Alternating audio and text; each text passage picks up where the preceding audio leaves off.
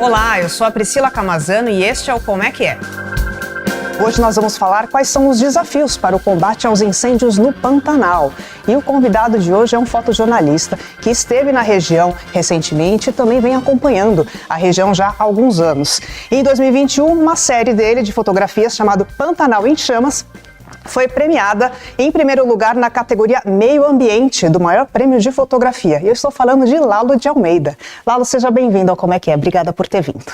Eu que agradeço, Priscila. Obrigado pelo convite. Sim, vamos bater um papo aqui sobre Pantanal, sobre as queimadas. Você, né, como eu falei aqui, que vem acompanhando a região já há alguns anos.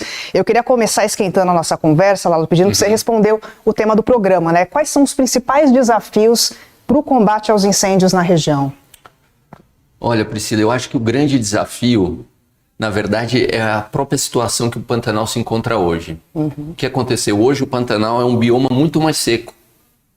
Teve um estudo do Map Biomas, publicado acho que em junho desse ano, que mostra que o Pantanal foi o bioma brasileiro que mais secou. Num período de, acho que eles fizeram um estudo de 85 a 2023. Foi o bioma que mais secou.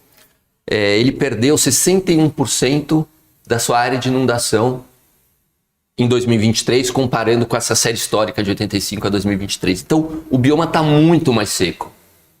E isso, você imagina, um bioma que está, né, que é basicamente uma planície alagável, de repente começa a perder água, toda aquela vegetação que estava acostumada a receber água em algum momento do ano, começa a não receber mais. Então, um tanto de vegetação seca que vai acumulando. E por que a água não está chegando? Eu acho que essa é uma questão importante. E aí você tem duas questões, eu acho. Você tem a questão das mudanças climáticas, isso é um fato. Está chovendo menos no Pantanal, os dias estão mais quentes. E um outro problema é que está chegando menos água no Pantanal. Por que acontece? O Pantanal, você não tem nascentes. Os rios que formam o Pantanal não nascem no Pantanal. Eles nascem no entorno, no Planalto. E essa área do Planalto é uma área que foi ocupada, assim, devastada, na verdade, pela agricultura intensiva. Então, esse lugar onde os rios do Pantanal nascem está totalmente devastado e ocupado por plantações de soja, de milho, né?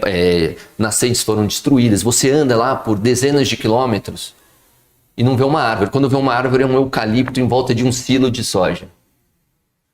Então está chegando menos água do Pantanal pelos rios e pelo céu. Então o Pantanal está secando. Então eu acho que a sensação que dá é que, assim, basta uma fagulha para a coisa ficar fora de controle. E depois que o fogo se espalha, para você combater, é quase impossível. Eu lembro uma vez que eu estava em 2020, que foi quando o Pantanal foi atingido também vamos dizer, acho que foi 26% do Pantanal foi destruído pelos incêndios em 2020. Eu estava na Transpantaneira. E naquela época o combate era muito mais organizado, né? 2020, época do governo Bolsonaro. E aí eu encontrei na Transpantaneira, que é essa rodovia linda que corta, né? Uma rodovia de terra que corta o Pantanal ali do Mato Grosso. E você vai vendo um monte de bicho pelo caminho e tal. E tava esse bombeiro no meio da fumaça, todo suado e com fuligem e tal, vendo uma ponte, porque tem muitas pontes de madeira, uma ponte pegando fogo. E ele ali impotente, olhando fogo de todos os lados, a ponte pegando fogo. E aí ele me falou o seguinte, que foi uma frase que eu não esqueci e que eu acho que cada vez vai ser mais verdade, isso que ele me falou. Ele falou, olha, aqui não tem jeito. Esse fogo só vai parar quando queimar tudo ou chover. Não tem mais o que fazer. É meio catastrófico falar isso, mas a impressão que dá é que o bioma está ficando muito seco. E por mais que tenha esse esforço de combate hoje muito mais organizado do que já foi, né? Eu acho que 2020 foi um susto para as comunidades pantaneiras, para os órgãos de combate aos incêndios, etc. Então hoje estão muito mais preparados, mas a sensação que dá é que nada vai ser suficiente para conseguir controlar esses incêndios. Eu acho que a gente tem que trabalhar na precaução, tem que fazer com que esses incêndios não ocorram, porque depois que eles acontecem, controlar esse fogo nessa vegetação seca, cada vez mais seca, é uma coisa quase impossível. E eu vi de novo isso agora em 2024. Eu estive lá no começo de agosto. E você tinha vários focos de incêndio, né? E tem horas que você não tem o que fazer. Por mais que você... Nossa, e tinha, assim, inúmeras brigadas do Preve Fogo, aviões, vários aviões jogando fogo. Hoje em dia você tem uma instalação enorme do Preve Fogo em Corumbá. Mas tudo parece insuficiente, sabe? Porque o bioma tá tão seco, que o homem parece que não vai conseguir dar conta da besteira que ele fez.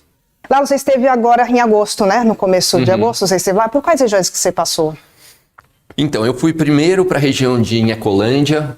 Assim, o Pantanal é dividido em várias regiões, né? Sim. Então eu fui para uma área ali no Mato Grosso do Sul, que é o Pantanal da Inhacolândia, próximo aqui da Uana, Pantanal de Miranda, que é ali próximo de Miranda, que é onde tinham assim, grandes focos de incêndio, que começaram, veja só, a partir de um caminhão que estava indo levar sal para um gado numa fazenda, que atolou na areia, ficou ali tentando desatolar, o caminhão pegou fogo e a partir disso foi uma devastação. Então você vê como basta pouco para o fogo tomar dimensões terríveis. E aí eu queria chegar no ponto zero desses incêndios, então eu fui até o caminhão para ver de onde veio esse fogo.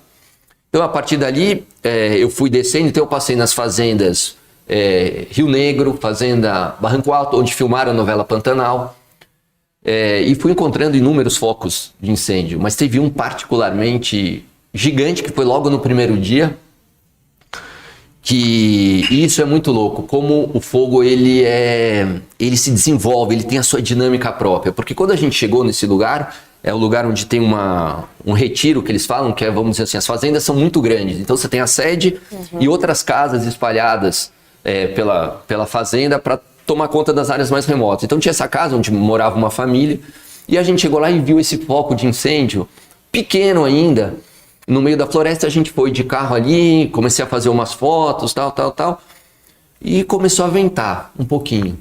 E a gente falou, não, vamos sair que tá ficando perigoso. Saímos, em questão de 15 minutos, com o vento forte, que o vento é a pior coisa para o fogo, cresceu um paredão de fogo. E aí, quando eu voei de drone, que eu vi, eram quilômetros, um paredão, assim, quilômetros de uma frente de fogo vindo na direção da casa.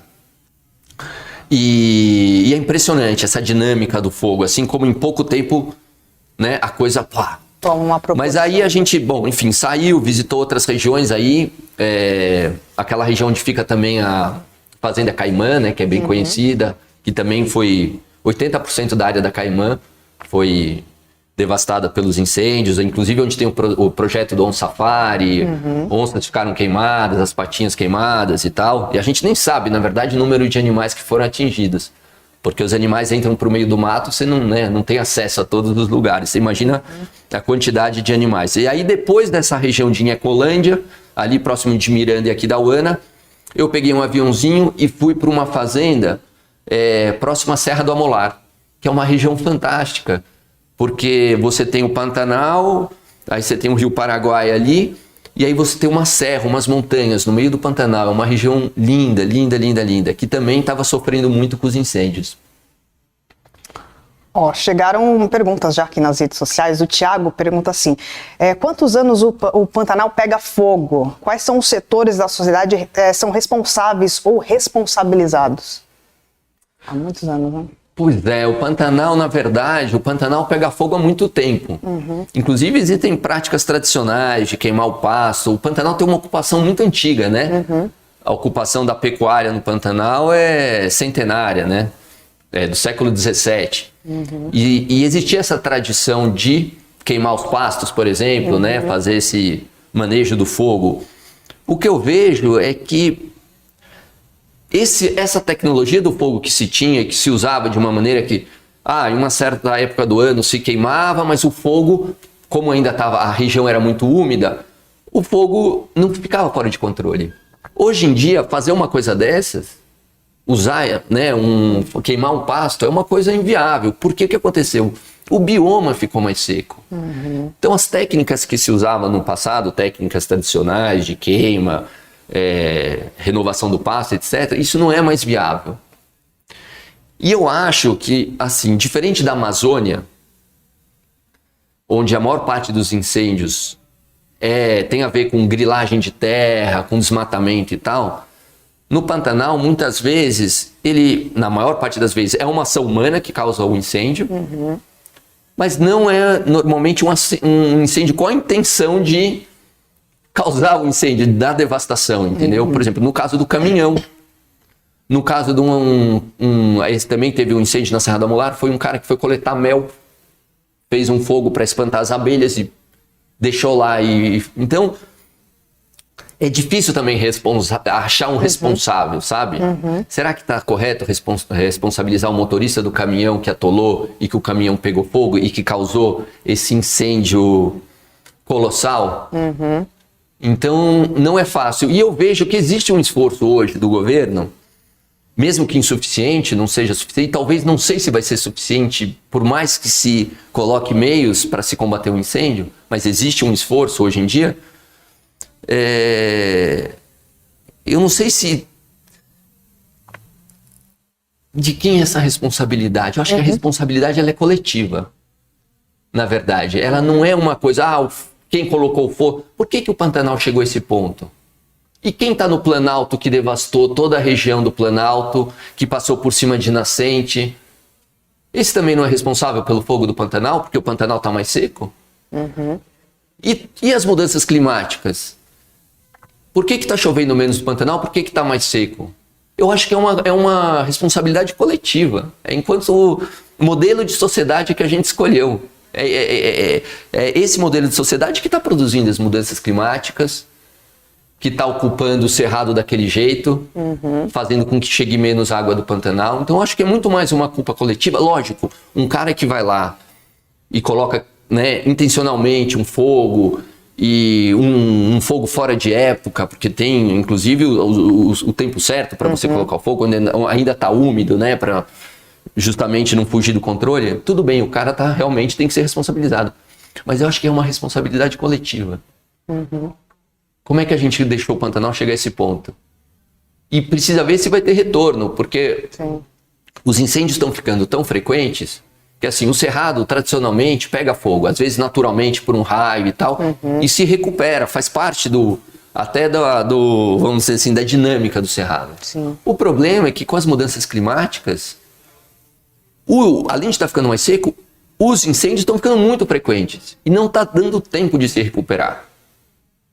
Então essa resiliência parece que talvez não seja suficiente para essa nova realidade climática. Então eu acho que a responsabilidade, lógico, existem esses casos individuais, mas eu vejo muito mais como uma responsabilidade coletiva, né, do que uma responsabilidade individual.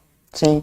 Laura, eu queria voltar um pouquinho, né? Você esteve em 2020 no Pantanal, né? Acompanhou aquela tragédia e você voltou esse ano nesses mesmos locais. O que você viu? Como que você avalia? Como é que foi ter acompanhado esses mesmos locais, a comparação entre 2020 e hoje? Olha, vou te dizer a verdade.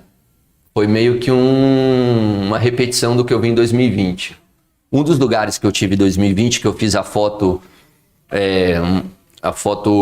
que até depois ficou mais conhecida, que é a foto de um bugio queimado, um macaco bugio se arrastando assim, carbonizado.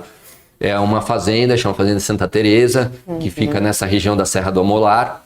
E a fazenda em 2020 é uma fazenda que é dedicada para a conservação, então a maior parte dela é áreas naturais, né? Tem bosques, tem campos naturais, enfim, é uma área dedicada à preservação.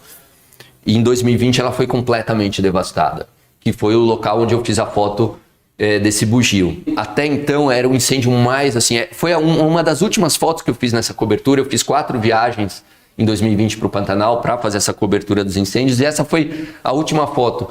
E foi no dia, um dia depois do incêndio que tinha passado. Eu estava lá na fazenda quando esse incêndio devastador atravessou a fazenda, e no dia seguinte a gente foi caminhar por essa região e encontrou vários animais carbonizados. Você vê que o macaco é um animal esperto, rápido, e nem as aves conseguiram sair dos incêndios. Você encontrava aves carbonizadas nos galhos.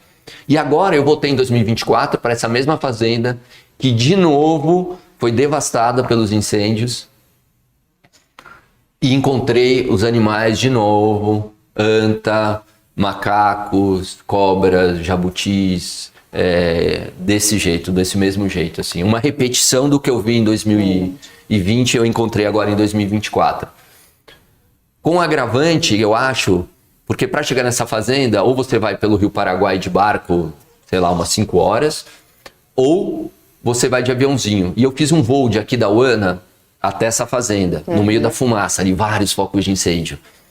E quando não tinha fumaça, eu olhava pro relevo embaixo, porque o aviãozinho pequeno você voa abaixo, então você vai vendo. Eu acho uma delícia, que você vai vendo bem a paisagem. E parecia que eu estava voando em cima da Caatinga. Não parecia que eu estava voando em cima do Pantanal, parecia que eu estava chegando em Juazeiro da Bahia. Não é aquele ambiente verde, cheio de lagoas. Eu via rios secos, leito seco cheio de areia. Parecia, sabe, uma outra paisagem. Não parecia o Pantanal. E aí você vai chegando naquela região toda preta, assim, os campos preto, carvão. Os bosques, tem uma coisa assim, quando o incêndio passa com muita intensidade, ele queima tanto que não fica nem o carvão, ficam só as cinzas. Então fica assim, alguns resquícios de árvores carbonizadas e o chão todo branco, assim. E aí eu fui chegando de avião, parecia que eu estava vendo uma montanha nevada. Umas paisagens surreais, assim, sabe? Então, a pergunta que fica na minha cabeça é, puxa, será que essas áreas que queimaram em 2020 e áreas de mato, de floresta mais alta, será que elas vão se recuperar com tantos incêndios seguidos? Ela não tinha se recuperado ainda de 2020? Já veio outro incêndio e de novo destruiu? Será que tem essa resiliência? Principalmente essas regiões com vegetação mais alta? O pasto até se recupera. Não sei se com a mesma biodiversidade. Mas essas regiões de floresta me parece muito difícil delas se recuperarem. Sim. Chegou um comentário aqui nas redes sociais, o João diz assim: todos nós somos culpados. Os governos podem e devem balizar medidas, tanto emergenciais quanto socioeducativas. Criança tem que viver sustentabilidade na escola, desde cedo. Eu concordo 100% com o João. É isso aí. Queria aproveitar como gancho, né, essa imagem que a gente está falando aqui, né, como você disse, tem essa cena aí do macaco carbonizado, né, que você fotografou, e tem um bugio registrado em 2024, você fez uma foto parecida com a que você encontrou em 2020. Eu queria te perguntar, Lalo, por que a gente está vivendo essas cenas parecidas? O que faltou ser feito lá de 2020 para cá, que a gente volta a ter esse cenário? Na verdade, eu vejo assim, o 2020 eu acho que foi um susto para o Pantanal. Para o Pantanal, para os pantaneiros, para as, enfim, agências de proteção ambiental e tal. De 2020 para cá, eu acho que os pantaneiros se organizaram muito mais. Hoje em dia você tem as brigadas pantaneiras, por exemplo. Cada fazenda tem uma brigada. Eu acho que a organização para enfrentar os incêndios está muito maior. Os recursos do governo federal também estão maiores. Hoje você tem uma base enorme do Previfogo em Corumbá, você tem muito mais brigadistas, você tem aviões, tal. Mas me parece que isso não é mais suficiente. Porque é aquilo que eu te falei no começo, o bioma está mais seco. Então parece que por mais que você coloque recursos, isso não vai ser suficiente. Porque as mudanças climáticas, menos água chegando no Pantanal, você tem toda aquela matéria orgânica seca que não faz parte, né? Era um lugar que não dava com mais frequência, com mais volume, e hoje em dia vai ficando tudo seco ali. É só colocar um negocinho ali que puf. Então, eu vejo, por exemplo, essa Fazenda Santa Teresa, ou mesmo a Fazenda Caimã. A Fazenda Caimã é muito organizada, uma brigada super preparada. Quando eu visitei a Caimã, tinham, não sei, várias equipes do Previfogo, vários aviões jogando água. E é um lugar muito organizado, assim, porque eles têm projetos de conservação, tem uma RPPN ali do lado, eles são muito organizados. Eles simplesmente não conseguiram parar o fogo. Não imagina um lugar com mais recursos do que aquele lugar para tentar parar o fogo. E não conseguiram. Não, você veja a Califórnia, por exemplo. Não é uma questão de recurso. Nos Estados Unidos, eles são especialistas em incêndios florestais, têm todos os recursos, aqueles Canadair, que são aqueles aviões gigantes que jogam água, e eles não conseguem controlar os incêndios na Califórnia, queima a cidade inteira. Não é só que eles não conseguem controlar o incêndio nas florestas, não conseguem controlar o incêndio que chega nas... Então eu acho que não é mais... A gente está vivendo uma época que não vai ser só uma questão de como combater os incêndios, que isso me parece quase ficando cada vez mais inviável. A gente tem que trabalhar na prevenção, porque depois que começa, é muito difícil de parar. Então eu não vejo que, puxa, não fizemos o suficiente em 2024. Eu acho assim, lógico, sempre dá para fazer mais. Podia ter mais brigadista, mais ações preventivas, etc. Mas me agonia um pouco pensar que talvez tudo isso seja insuficiente. Lalo, eu queria que você contasse pra gente como que é fazer a cobertura nesses locais de incêndio, né? Como que você chega até os locais, que tipo de material você leva, proteção. E já aproveito pedindo pra você contar também qual que foi o momento mais difícil ali nessa cobertura. Então, assim, em 2020, quando foi a primeira vez que a gente foi cobrir os incêndios, foi um susto, porque a gente estava imaginando uma coisa, chegamos lá, estava um caos. Então estava totalmente despreparado.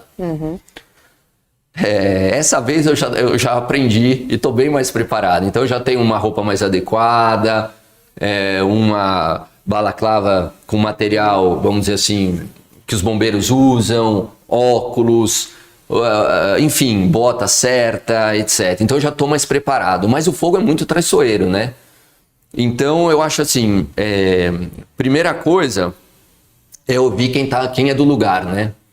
Então você vai numa fazenda, tem os pantaneiros que estão lá há uma vida olhando o fogo, o vento e tal, ouçam, né? Importante ouvir as pessoas que são do lugar, que têm o conhecimento, né, a sabedoria local ali. Então eu sempre me baseio nos outros, né? Não me colocar em risco. Para mim a coisa mais importante é voltar para casa.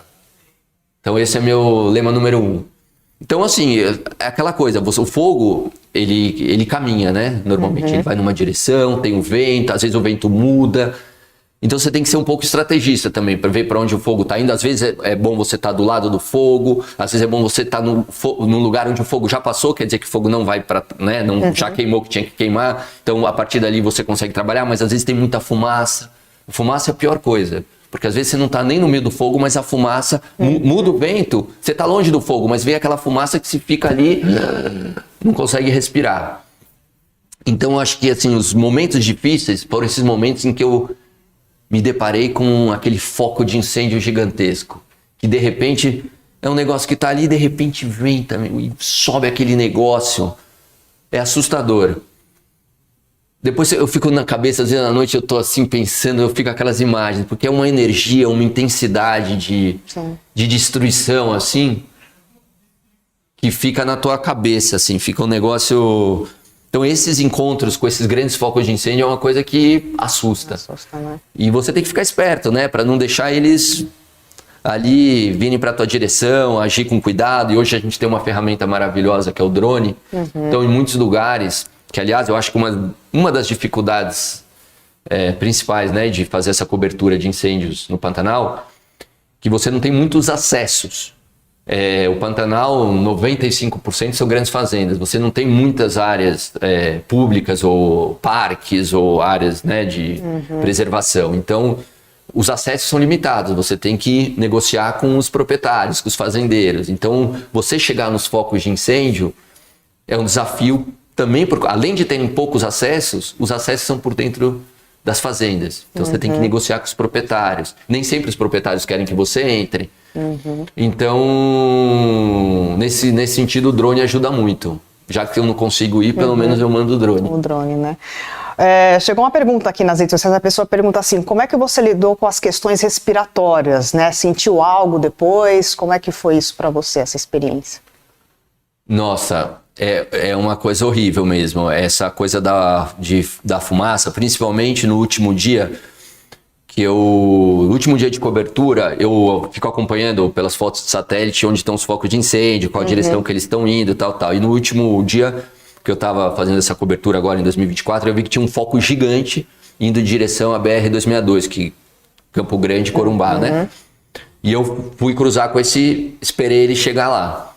E aí eu atravessei de carro quando ele ainda não tinha chegado na rodovia. E quando eu voltei, ele já estava dos dois lados.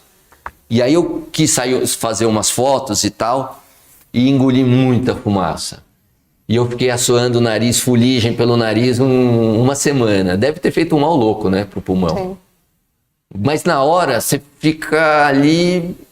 Aquela situação você nem pensa, na verdade, né? Na adrenalina ali. Você tá ali registrando e tal, mas eu tento ser bem cuidadoso, assim, de não me expor a risco desnecessário. Se eu vejo que eu tô ficando numa situação encurralada, eu sempre olho uma rota de fuga, para onde que eu vou escapar. Pô, tem um fogão ali, então peraí, deixa eu ver para onde o vento tá para cá, para onde já... Antes de começar a fotografar, eu já tô vendo a minha rota de fuga, né?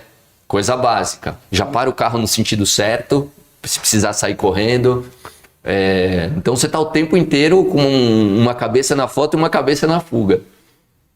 Sim, importante. Queria voltar um pouquinho aqui no trabalho dos brigadistas. Queria que você explicasse um pouquinho melhor pra gente como é que foi acompanhar os brigadistas.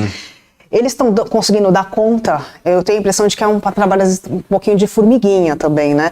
E além deles, há outras pessoas envolvidas e como é que funciona explicar pra gente como é que funciona, como é que eles trabalham, né, no combate aos incêndios. Bom, eu sou muito fã dos brigadistas, porque eu acho que é um trabalho extremamente cansativo, eles são mal remunerados, fazem realmente um trabalho assim, eu me senti um banana, porque muitas vezes eu acompanhava eles, e eles carregando abafador, que para, né, jogar aquele ar para isolar as áreas, assim, fazer uns aceros, carregando enxada, trabalhando assim pesado, e eu com uma maquininha tirando foto, em 2 horas estava morto, os caras trabalhavam 12 horas. Mas o trabalho deles é um trabalho de formiguinha mesmo, porque esses mega focos, quando o fogo tá gigante, que geralmente é nos horários mais quentes do dia, onde venta mais e tá mais quente, não adianta eles irem ali combater aquele fogo. Os brigadistas trabalham principalmente nos períodos onde os focos de incêndio estão menores, que é o quê? Começo da manhã, final da tarde, à noite, que é quando o fogo está menor, que é a chance deles combaterem, que fica um combate mais, entre aspas, humano. Porque na maior parte do tempo, o que se faz no combate aos incêndios no Pantanal? Se fazem grandes aceros que passa com trator, então o trator isola grandes áreas, assim, você vê, o incêndio está vindo por ali, então eles fazem grandes corredores, tiram a vegetação desses corredores para isolar as áreas. E os brigadistas entram nessa coisa mais de um foco de fogo ali, que escapou, um fogo que ainda está vamos assim, numa dimensão humana, vamos dizer assim. Porque chega uma hora que não adianta você colocar um brigadista para enfrentar um foco de fogo gigante, você está colocando a vida dele em risco. Ele não vai conseguir apagar, enfim, a turma ali não vai conseguir apagar, e você está colocando a vida deles em risco. Então, são trabalhos bem, assim, pontuais, né? É um conjunto de ações. Então, você constrói os aceros, você coloca os brigadistas para controlar esses fogos menores, você pega o avião e joga água onde estão os focos maiores. Então, é um conjunto de ações. Mas o que eu vejo, assim, quem, assim, pega pesado mesmo num trabalho, naquela lida com o fogo, são os brigadistas. Os bombeiros, que estão mais acostumados a combater incêndio nas cidades e outros tipos de ação, que fazem um trabalho incrível, não é o lugar deles, o mato, a floresta e tal. Então, quem combate fogo em floresta é o Previfogo do IBAMA. Eles são os especialistas. Os bombeiros, eu vejo assim mais na coisa de proteger as estruturas, as casas das fazendas, as pontes, a estrada, que é um trabalho muito importante também. Mas o combate florestal é mais feito por esses brigadistas. Muitos são indígenas, muitos são pequenos agricultores que estão acostumados com a lida da terra. Não é qualquer um que aguenta esse trabalho. Sim, imagino que tem pessoas também que conhecem a região. Que conhecem a lida com o fogo, que tem essa experiência de campo. Não dá para pôr qualquer um. Sim. É um trabalho muito duro, muito duro. A Lia está perguntando aqui sobre os brigadistas. Ela quer saber se existem brigadistas anti-incêndio nas fazendas. Muitos. Inclusive teve a partir de 2020 se formaram essas brigadas pantaneiras, que são justamente isso.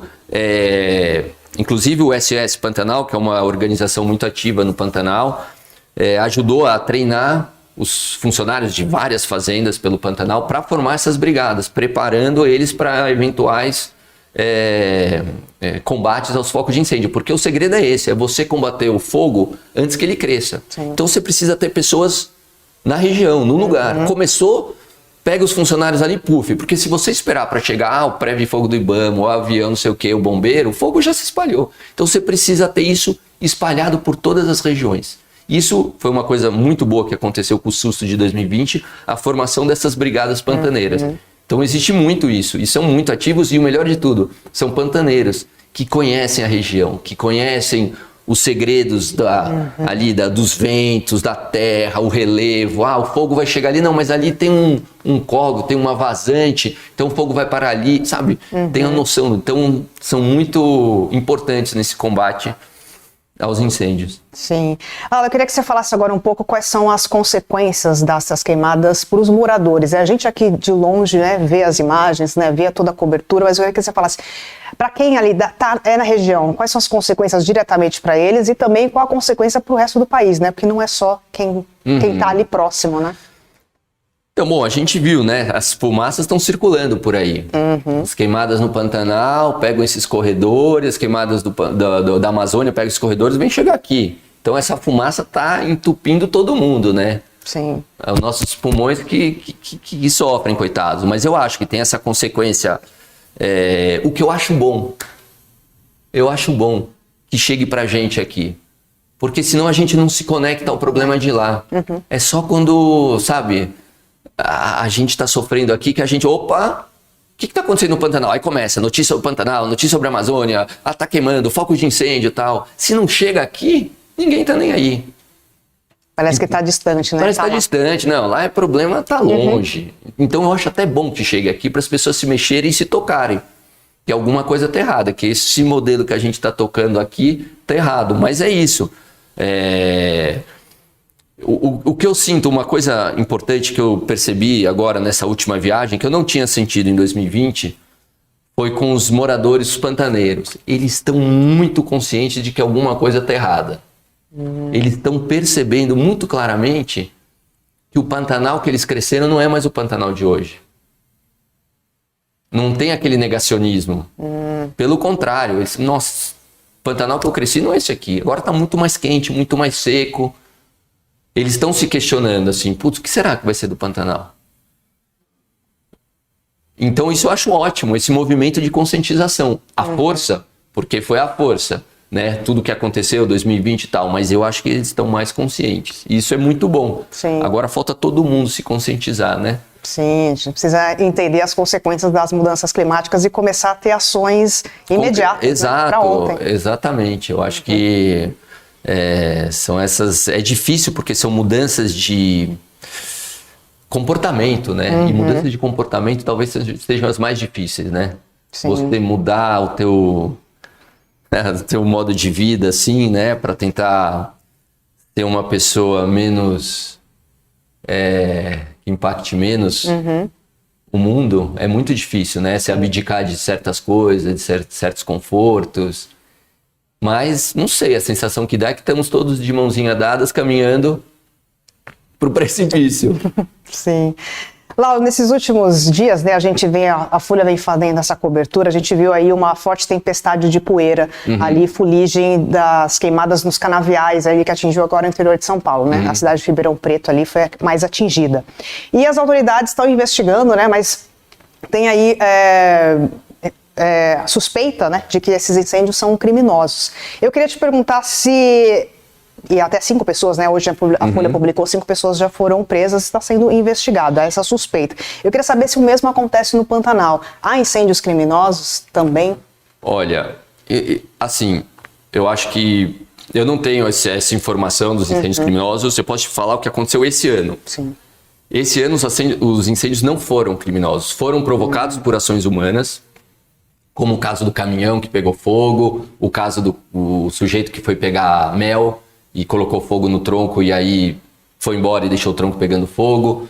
Então os incêndios aconteceram por ações humanas, mas por enquanto, pelo que se investigou até agora no Pantanal, esse ano, não acharam nada de criminoso.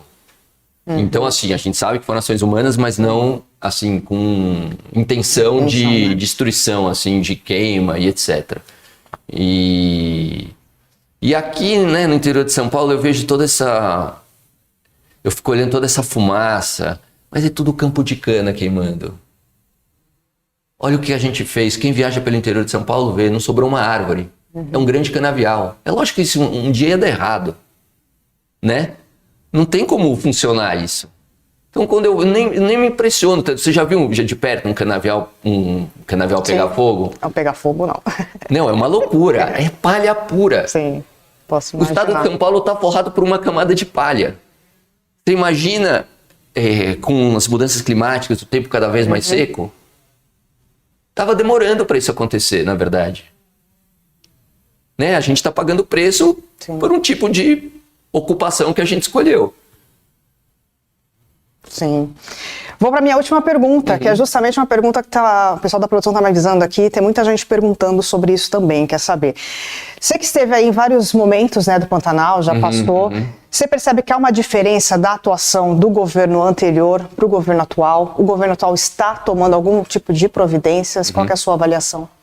Não, acho que tem muita diferença. Eu vi 2020, eu ficava angustiado.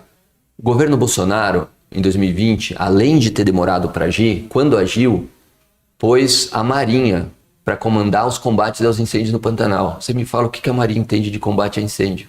Em vez de colocar o IBAMA e o Previfogo, com o Previfogo. Então, assim, foi tudo errado. Demorou para agir. Quando agiu de forma errada. Pouco recurso. Eu acho que agora, assim, existe uma boa vontade do governo federal, talvez não o suficiente, mas muito mais, assim, muito mais recursos. Existe realmente uma boa intenção, né, em relação a esses combates. Talvez, como a gente falou, não o suficiente, mas tá lá, o governo tá agindo, tá presente. O que eu acho é que é o que a gente conversou, não vai ser suficiente. Não vai ser suficiente, porque o Pantanal tá muito seco. O Pantanal precisa de água, né? Primeiro de tudo, precisa chegar água pelos rios, chegar água pelo céu. Mas eu sinto uma diferença muito grande, sim. As ações, eu vi... em 2020 eu cobri muito a região da Transpantaneira, que é no Mato Grosso. E eu via tudo aquilo pegando fogo e eu não via ninguém combatendo. Ninguém. Eu percorria de carro fotografando. Não é possível, gente.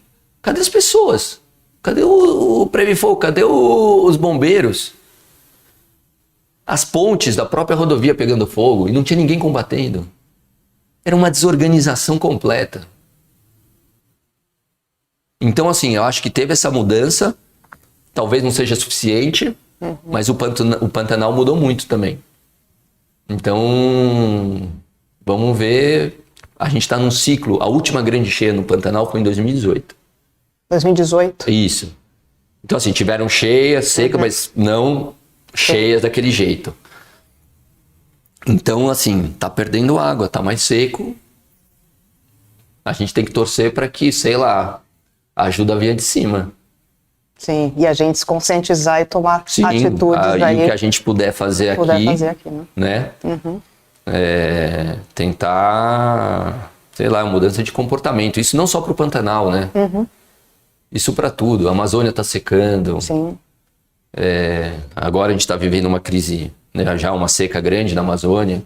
Talvez seja maior que a do ano passado, ainda não se sabe, mas as comunidades lá já estão sofrendo.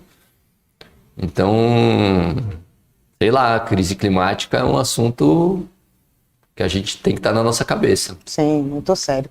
Muito bem, Lalo de Almeida, fotojornalista. Muito obrigada, Lalo, por ter vindo aqui, respondido as nossas perguntas e a de quem está nos assistindo também. Seja muito bem-vindo, volte outras vezes aqui no Como é que é, para a gente falar de assuntos mais alegres, né? Eu sei, é meio duro, né? Às vezes eu acho que eu fico meio pessimista, Mas é a realidade. mas é o que eu vejo, né? Eu tenho que contar para as pessoas. Às vezes eu acho, inclusive, que o meu trabalho não consegue nem mostrar um tiquito assim das coisas que eu vi, sabe? Eu queria transportar, ter aquela sensação que eu tive naquele lugar e mostrar para as pessoas, entregar para as pessoas. E eu sei que as minhas fotos são muito menores do que eu vi, né? Das situações que eu vivi e tal. Porque realmente a situação é dramática. Sim, muito bem, muito obrigada. Obrigado, viu? Volte mais vezes aqui. Valeu. E agradeço também a você que nos acompanhou. Amanhã estaremos de volta. Até amanhã.